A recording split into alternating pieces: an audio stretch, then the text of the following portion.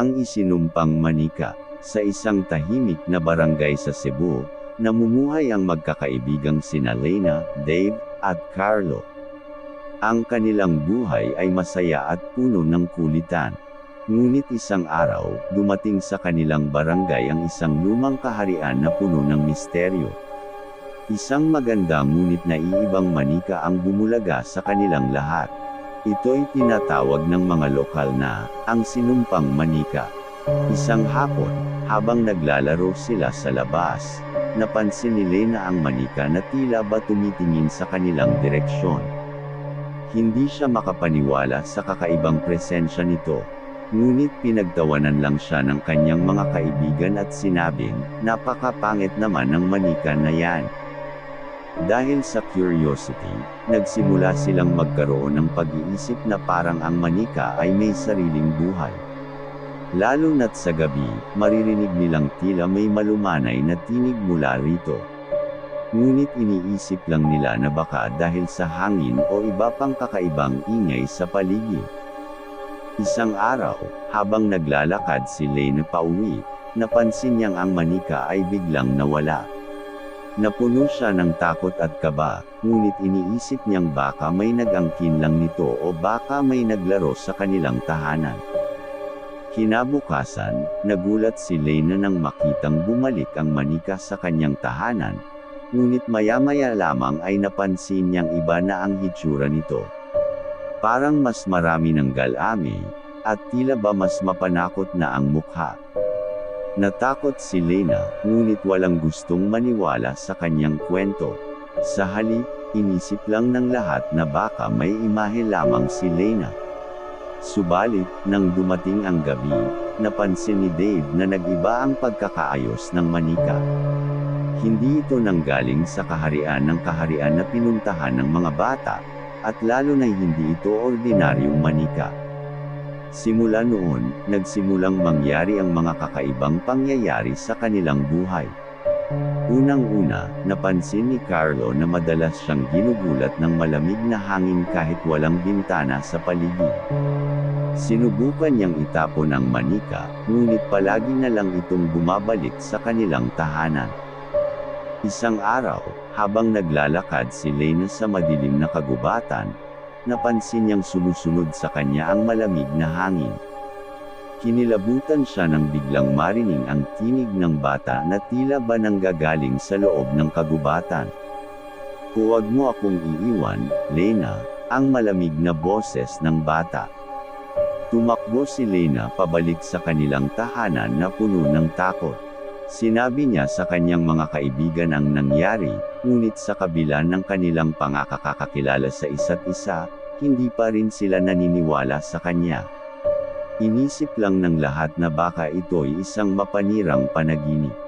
Isang gabi, habang natutulog si Lena, napansin niyang nag-iba ang kulay ng kanyang kwarto. Naging malaputing ilaw ang bumabalot sa buong paligid. Bigla siyang nagising at napagtanto na wala siyang kinalaman sa pag-iba ng kulay ng kwarto niya. Sa kanyang pagmulat, nakatayo ang manika sa tabi ng kanyang kama. "Ang lahat ng iyong pag-aalinlangan, Lena, ay magdudulot ng iyong kaharian," ang sabi ng manika na tila ba may malupit na galit sa tinig. Biglang naglaho ang malaputing ilaw at bumalik sa normal ang kwarto ni Lena. Simula ng gabing iyon, naging tuloy-tuloy na ang mga kakaibang pangyayari sa buhay nina Lena, Dave, at Carlo. Napagtanto ng mga ito na ang manika ay may nakakatakot na kapangyarihan, at tila ba ito'y nagdudulot ng sumpa sa kanilang buhay. Hindi na nila alam kung paano makakawala sa kapangyarihan ng sinumpang manika. Naging prioridad na lang nila ang kanilang kaligtasan, ngunit parang wala silang magawa sa masamang sumpa na bumabalot sa kanilang kaharian. Dahil sa mga kababalaghan na naranasan nina Lena, Dave, at Carlo, nagsimula silang magduda sa mga dating pangyayari sa kanilang buhay.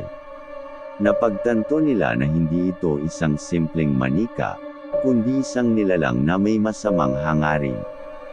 Ang bawat gabi ay nagiging mas nakakatakot, lalo na't lumalakas ang presensya ng sinumpang manika sa kanilang mga tahanan. Isang umaga, nagtangkang makipag-usap si Lena sa kanilang matandang kapitbahay na si Lola Nina. Dahil sa kanyang malalim na kaalaman sa mga misteryo at kasaysayan ng lugar, inisip ni Lena na baka may alam si Lola Nina tungkol sa orihinal na may-ari ng sinumpang manika. Ngunit nang mapuntahan nila ito, nagulat silang matuklasan na si Lola Nina ay wala nang natirang alaala ukol sa manika. Habang naglalakad pauwi, napagtanto ni Lena na tila ba mas lumalakas ang kapangyarihan ng sinumpang manika. Sa pagdaan niya sa isang lihim na daang patungo sa kagubatan, narinig niyang bumabalik ang malamig na hangin at marahang tibok ng mga paa na parang may sumusunod sa kanya. Natakot siya ngunit nagpumilit na ituloy ang paglalakad. Pagtuntong niya sa kanyang tahanan, isang makapal na ulap ang bumalot sa paligid. Biglang sumulpot si Dave, nakatulala at mayroong malalim na galit. "Lena, nandito na siya. Hindi na natin siya maaaring takasan," sabi ni Dave nang may pangamba. Nang buksan ni Lena ang pinto, naisip niyang nakaligtas na sila mula sa kapangyarihan ng manika. Ngunit sa kabila ng kanyang pag-asa, naroon pa rin ang manika na may ngiting nakakatakot. "Hindi mo kami malalabanan, Lena. Ito ang simula ng iyong pahirapang paglalakbay," bulong ng manika. Hindi na kayang itago ng kaharian ng mga bata ang takot. Paminsan naririnig ang malamig na hangin na tila nagpapakita ng presensya ng manika. Naging mas kakaiba na rin ang oras, tila ba nagmumula sa ibang dimensyon ang mga kakaibang ingay na bumabalot sa kanilang lugar. Nang isang gabi, habang magkasama sina Lena, Dave, at Carlo sa isang silong, bigla silang napagtanto na nagsasalita ang manika. "Ang kaharian ng mga bata ay hindi na mapipigilan. Hinding-hindi na kayo makakatakas," deklara nito ng may masamang ngiti. Sa takot at desperasyon, nagdesisyon ang tatlong kaibigan na kumuha ng tulong mula sa mga manggagamot na kilala sa lugar. Subalit bawat pagkilos na kanilang ginagawa ay parang may isang malupit na kamay na humahadlang sa kanilang mga hakbang. Sa isa pang pangyayari, nadatnan ni Lena si Carlo na tila ba napapasunod na parang alipin ng manika. "Hindi ko kayang pigilan siya, Lena. Iniisa-isa na niya tayo," sambit ni Carlo habang nakatitig sa malamig na mata ng manika. Nang lumabas si Lena ng kanilang tahanan, napansin niyang tila ba nag-iba na ang kanilang lugar. Ang kaharian ng mga bata ay unti-unting nagiging isang madilim na palasyo ng pighati. Ang mga halakhak ng masasamang diwa ay naririnig na tila ba mas masalimuot pa kaysa sa mga ulap na dumarampi sa kanilang paligid. Sa paglipas ng mga araw, mas lalong dumami ang galami ng sinumpang manika. Nawawala na ang kaharian ng mga bata sa kanyang likuran, at tila ba napupunta ito sa isang masalimuot na mundo na puno ng pangungulila at takot. Walang nagtatangkang makipag-usap kay Lena, Dave, at Carlo. Pati ang mga taga-barangay ay hindi na nagtatangkang lapitan sila. Ang takot at pangamba ay bumabalot sa kanilang paligid. Isang gabi, habang natutulog si Lena, napagtanto niyang siya ay nasa isang kakaibang lugar. Ang lahat ng paligid ay kulay pula, at naririnig niya ang malupit na halakhak ng manika na tila ba humahadjijek sa kanyang diwa. "Huli na ang lahat para sa inyo," ang masamang sabi nito habang lumalapit ng lumalapit. Nang biglang magising si Lena, napagtanto niyang wala na ang kanyang mga kaibigan. Ang kaharian ng mga bata ay nawala na, at natira na lamang siya sa isang madilim na mundong puno ng kalungkutan. "Ang lahat ng iyong mga kaibigan ay narito na sa aking kaharian. At ikaw, Lena, ay susunod na," bulong ng manika sa kanyang pandinig. Nang buksan ni Lena ang kanyang mga mata, natagpuan niya ang kanyang sarili sa gitna ng isang madilim na gubat. Tilang wala ng pag-asa para sa kanyang kaharian ng mga bata. Ngunit sa kabila ng dilim, may maliit na ningning ng pag-asa sa mga mata ni Lena. Ang apoy ng kanyang tapang ay hindi pa rin tuluyang naudlot. Isang gabi, habang naglalakad si Lena sa madilim na kagubatan, napansin niyang may humahagibis na malamig na hangin sa kanyang paligid. Napatigil siya at napagtanto na may isang katawan na humahawak sa kanyang balikat. Napabangon si Lena sa sobrang takot, at doon niya nakita ang madilim na silueta ng isang bata, ngunit ang kanyang mukha ay tila ba naglalakbay sa pagitan ng liwanag at dilim. Ang sinumpang manika ay naghahanap ng isang biktima. Lena, kailangan natin itigil ang sumpa bago tuluyang malunod ang ating kaharian sa dilim, bulong ng bata. Sumulpot ito sa harap ni Lena at napagtanto niya na ito'y isang anghel na may mensahe ng pag-asa. Tulad ng isang gabay, dinala si Lena ng anghel sa isang lihim na dako ng kagubatan. Doon, nakita niya ang mga nakapiring na mata ng isang matandang babae.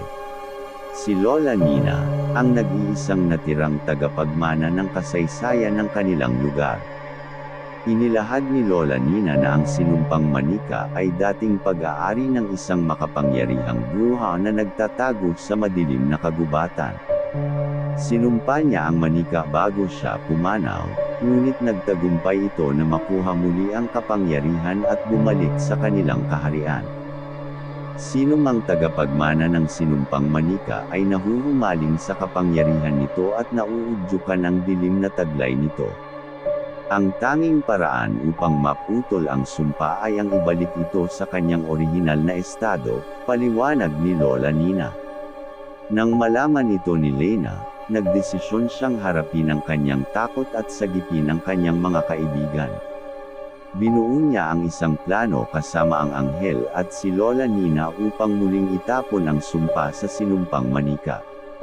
Sa paglipas ng mga araw, nagsagawa ng ritual si Lena sa ilalim ng gabay ni Lola Nina at ang tulong ng anghel.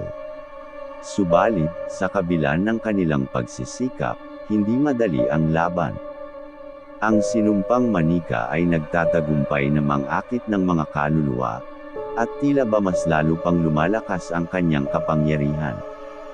Nang dumating ang huling gabi ng ritual, nagtagumpay si Lena na isumpa ang manika at bumalik ito sa kanyang orihinal na anyo. Ngunit, sa kasalukuyang kalagayan ng kaharian ng mga bata, puno na ito ng dilim at pangungulila. Sa huling pagkakataon, kaharap si Lena ng sinumpang manika sa kanyang oras na tanging naiiwan. Ang iyong pagtagumpay ay magiging dahilan ng iyong kaharian ng pag-iral sa dilim. Wala ka nang matatagpuan kundi ang pangungulila at panggigil sa iyong sariling tagumpay, ang malupit na bulong nito bago tuluyang nawala. Ang kaharian ng mga bata ay bumagsak sa kadiliman, at ang mga puok ng kaligayahan ay naging puok ng pangungulila.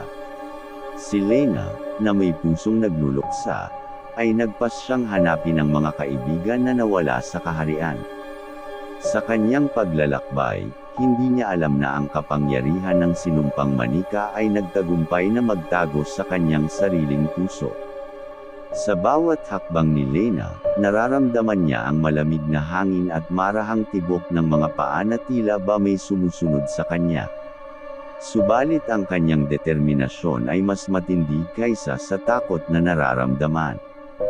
Ang pagnanais na ibalik ang liwanag sa kaharian ng mga bata ang nagtulak sa kanya na patuloy na maglakbay, kahit na ang buong mundo ay naglalaho sa kadiliman.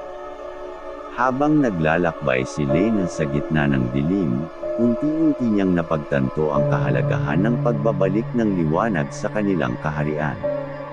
Ang mga puno ng kagubatan ay tila nag-uusap sa likod ng kanyang paglakad, at ang malamig na hangin ay parang nagdadala ng mga mensahe mula sa mga espiritu ng kagubatan.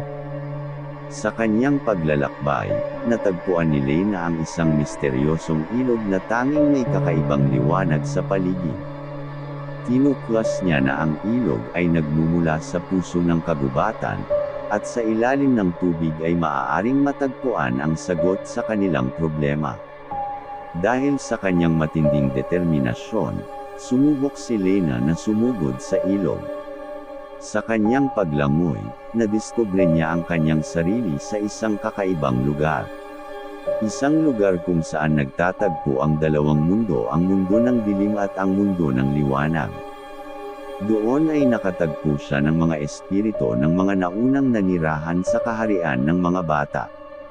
Ang mga ito ay mga diwata at anghel na nagbuwis ng kanilang buhay upang mapanatili ang liwanag sa kaharian.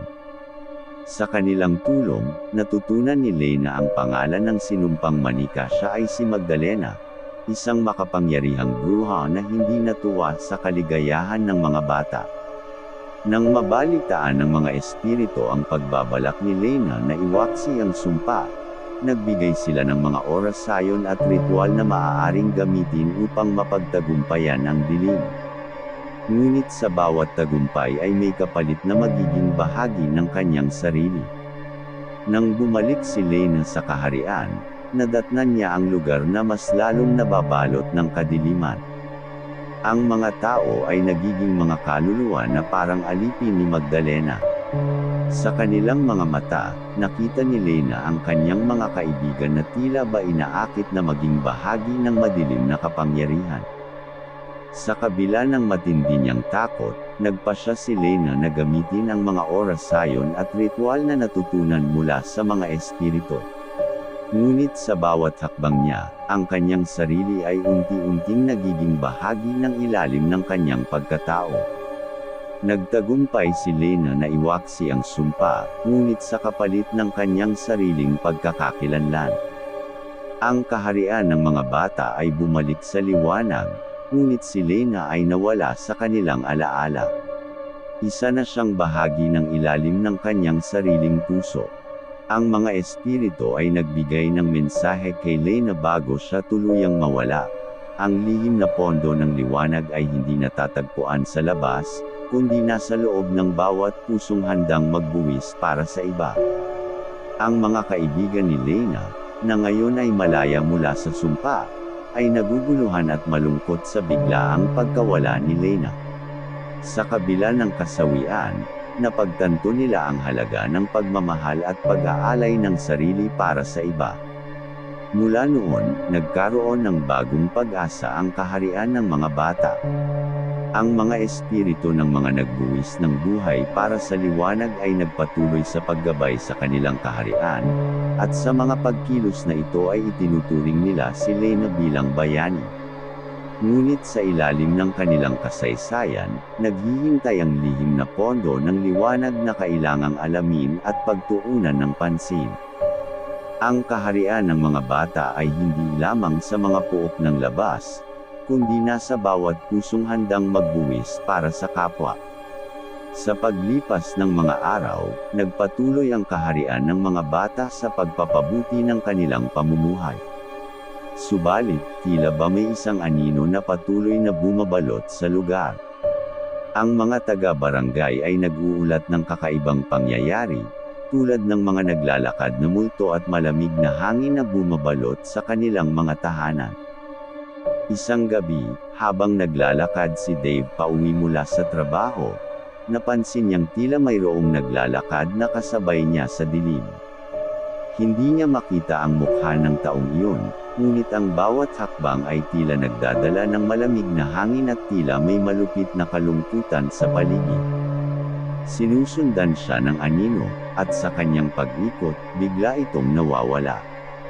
Ang mga taga-barangay ay nagduda sa kanyang kwento, ngunit nang ikwento ni Dave ang kanyang kakaibang karanasan kay Lena at Carlo, napagtanto nilang mayroong mas malalim pang misteryo na bumabalot sa kanilang kaharian.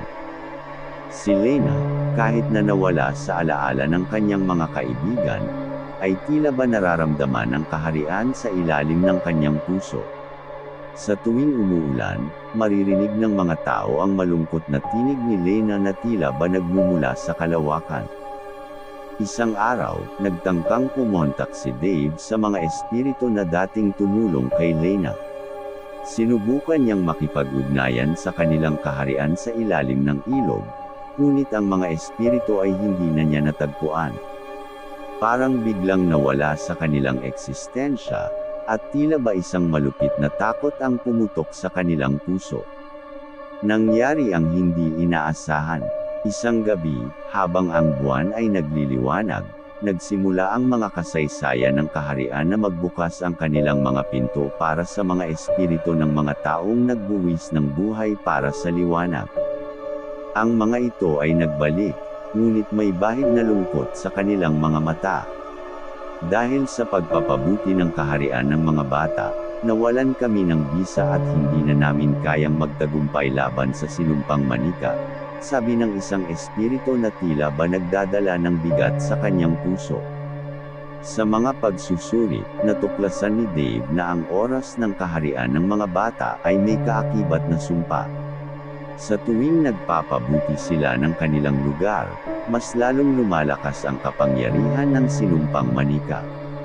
Dahil dito, nagkaroon sila ng malupit na desisyon itigil na ang lahat at harapin ang pinakamalalim na bahagi ng kaharian upang muling makuha ang kanilang katahimikan. Sa kanyang misyon na hanapin ang lihim na pondo ng liwanag, nagdesisyon si Dave na isagawa ang ritual ng mga espiritu sa puso ng kagubatan. Sa pangunguna niya, kasama ang mga natitirang taga-barangay, nagsimula silang maglakbay patungo sa kaharian ng dilim na itinuturing na pugad ng sinumpang manika. Dala ng tapang at pagsusumikap, hinakbang nila ang madilim na kagubatan. Ngunit habang naglalakbay, napansin nilang mas lalong lumalakas ang malamig na hangin at bumabalot na ng pagkatakot. Sa tuwing sila ay humihinto, naririnig nila ang mga malungkot na tinig na tila ba humihingi ng tulong. Sa pagtahak sa masalimuot na daan, natuklasan nila ang isang lihim na pook sa puso ng kagubatan.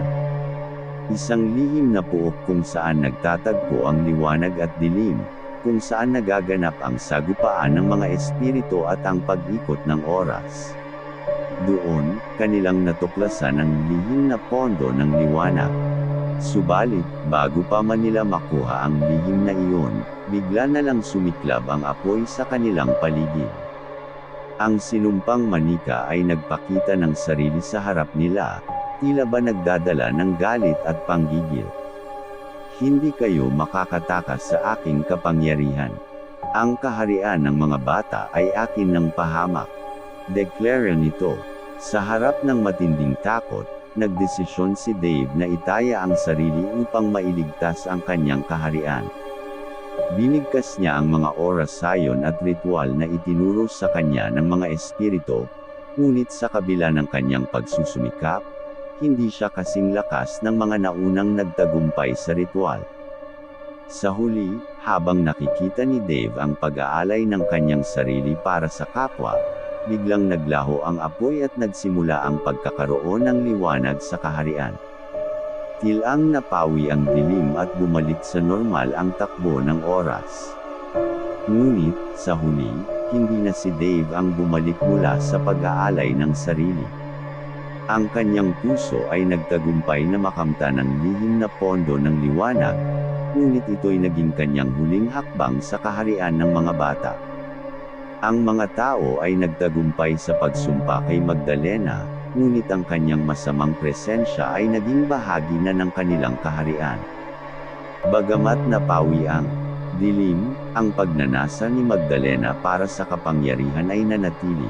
Nag-aalab pa rin sa puso ng kaharian ng mga bata. Ang mga taga-barangay ay nagbubuo ng isang pamana para kay Dave, na nag-alay ng kanyang sarili para sa kaligtasan ng kaharian. Ang kanilang pagkakaisa at pagmamahalan ang nagbunsod sa kanilang kaharian na muling makamtan ang liwanag, ngunit ang sakripisyo ni Dave ay itinuturing nilang sagisag ng pag-asa at tapang. Matapos ang masalimuot na pangyayari, ang kaharian ng mga bata ay naglakbay sa landas ng pagbabangon. Bagamat nawala si Dave, ang pag-aalay ng kanyang buhay ay nagbigay inspirasyon sa mga natirang taga-barangay na itaguyod ang liwanag sa kanilang lugar. Nag-ambagan ang mga tao upang itatag ang Bantay Liwanag, isang samahan na naglalayong bantayan ang kaharian at pigilan ang pagbabalik ng sinumpang manika. Ang mga ritual at orasyon na natutunan ni Dave ay ipinamana sa kanila, at itinuturing nila ang lugar na naging saksi sa pag-aalay ng buhay niya bilang sagradong pook ng kapayapaan at liwanag. Sa pangunguna ni Lena, ang naging mensahe ng sinumpang manika sa kanyang huling pagtatangkang pag-atake ay nagbukas ng mas malalim na pangunawa sa kanilang kalaban. Hindi lamang ito ang simpleng kontrabida na kanilang inakala, ito ay may sariling galit, panggigil, at pangarap na nagiging mas malinaw sa bawat sandali. Isa-isang bumangon ang mga tao sa kanilang kaharian. Si Carlo, sa kabila ng takot at pangungulila, ay nagbigay inspirasyon sa iba na magtagumpay at patuloy na ipaglaban ang liwanag. Ang mga batang espiritu, bagamat nawawala sa kanilang oras, ay nagbigay ng payo sa bantay liwanag upang maging mapanuri at maging handa sa anuman. Nang magdaan ang maraming buwan, napagtanto ng bantay liwanag na ang lihim na pondo ng liwanag ay isang hindi napapansin na puwersa sa kanilang sariling puso. Ipinamulat nila sa mga sarili ang kapangyarihan ng pagmamahal, pagtutulungan, at pagkakaisa, at doon nagsimula ang tunay na pagbabago. Subalit, hindi nagtagumpay sa lahat ng pagkakataon. Sa isang gabi ng malakas na unos, nagbalik ang sinumpang manika na mas lalong galit at mas malupit ang hangarin. Ang mga taga-bantay liwanag ay nagtutok sa kanilang mga ritual at orasyon, ngunit tila ba mas mabilis na lumalakas ang kapangyarihan ng kalaban. Ang lihim na pondo ng liwanag sa kanilang mga puso ay tila ba nauubos. Ang kaharian ay bumabalik sa dilim, at ang sinumpang manika ay nagtatagumpay na isa-isang hulihin ang mga tagapagtanggol. Lena, na naging leader ng bantay liwanag, ay napagtanto ang bigat ng kanyang responsibilidad at ang kapalit ng bawat hakbang na kanyang ginagawa. Sa gitna ng laban, isang masalimut na pangyayari ang nagbigay inspirasyon sa kanilang lahat. Isang batang espiritu, na lumitaw sa harap ni Lena, ay nagbigay payo kung paano mapanumbalik ang lihim na pondo ng liwanag. Ayon sa batang espiritu, ang kapangyarihan ay hindi lamang nanggagaling sa ritual o orasyon, kundi sa mas malalim na pag-unawa sa kanilang sariling mga damdamin at pagtutulungan. Nagtagumpay ang bantay liwanag sa pag-unlad ng kanilang sariling kapangyarihan ng liwanag. Nagtutulungan sila sa bawat pag-atake ng sinumpang manika, naglalagay ng lihim na oras para sa pagkakaisa at pagmamahalan. Sa bawat pagkakataon na kanilang nakakamtan ng tagumpay, mas lalong lumalakas ang lihim na pondo ng liwanag sa kanilang mga puso. Sa huli, napagtanto ng sinumpang manika na hindi kayang matalo ng kadiliman ng liwanag. Ang pagmamahal at pagkakaisa ng bantay liwanag ay mas lalong nagningning, at ang kaharian ng mga bata ay bumangon mula sa dilim. Naiwasan na nila ang muling pagbabalik ng sinumpang manika, at ang lihim na pondo ng liwanag ay nanatili sa kanilang mga puso. Ang kaharian ng mga bata ay naging inspirasyon sa mga karatig bayan, at ang kwento ng bantay liwanag ay kumalat sa malalayong puok. Ang mga taga-bantay liwanag, sa kabila ng pagkawala ni Dave, ay nagtagumpay na itaguyod ang liwanag at kapayapaan sa kanilang kaharian. Sa pagtagumpay ng bantay liwanag, nagbalik ang katahimikan at kasaganaan sa kaharian ng mga bata. Ang sinumpang manika ay tuluyan ng napawi, at ang kaharian ay umusbong mula sa dilim na pumagitna sa kanilang laban. Bagamat naiwanan si Dave sa alaala ng mga tao, ang kanyang pag-aalay ng buhay ay nagbigay inspirasyon sa kanilang lahat na itaguyod ang liwanag at katarungan. Sa pangunguna ni Lena, itinaguyod ng bantay liwanag ang kaharian sa isang mas makatarungan at maayos na pamumuno. Ang mga ritual at orasyon na kanilang natutunan ay itinuturo sa mga bagong henerasyon, na itinuturing si Dave bilang isang bayani na nag-alay ng sarili para sa kapakanan ng iba. Ang mga natitirang espiritu na nagsilbing mga gabay sa bantay liwanag ay nagbalik sa kanilang sariling oras at pook. Binigyan nila ng pahintulot si Lena na bisitahin si Dave sa pook ng mga espiritu, kung saan sila ay nagkaroon ng maikling pagkikita sa gitna ng maligayang lugar ng mga yumaong espiritu. Sa mga darating na panahon, ang kaharian ng mga bata ay nanatiling isang halimbawa ng pag-ibig, pagkakaisa, at pagtatagumpay laban sa dilim. Ang lihim na pondo ng liwanag ay ipinasa mula sa puso ng isa't isa, at ang kaharian ay naging tahanan ng liwanag at pag-asa. At hanggang sa pagtatapos ng kwento, isang maligayang pista ang inihanda ng mga tao ng Bantay Liwanag, bilang pasasalamat sa mga espiritu at kay Dave, na sa kanilang pagkilos, nagdala ng pagbabago at liwanag sa kanilang kaharian. Sa pag-aalab ng kanyang alaala, ang kaharian ng mga bata ay nananatiling masigla at puno ng pag-asa para sa kinabukasan. Salamat muli sa inyong walang sawang suporta, asahan ninyong pagbubutihin ko pa. Please subscribe, like and share, mga kawakarado para sa marami pang kwento ng katatakutan, dito sa Kwento ng Kaba.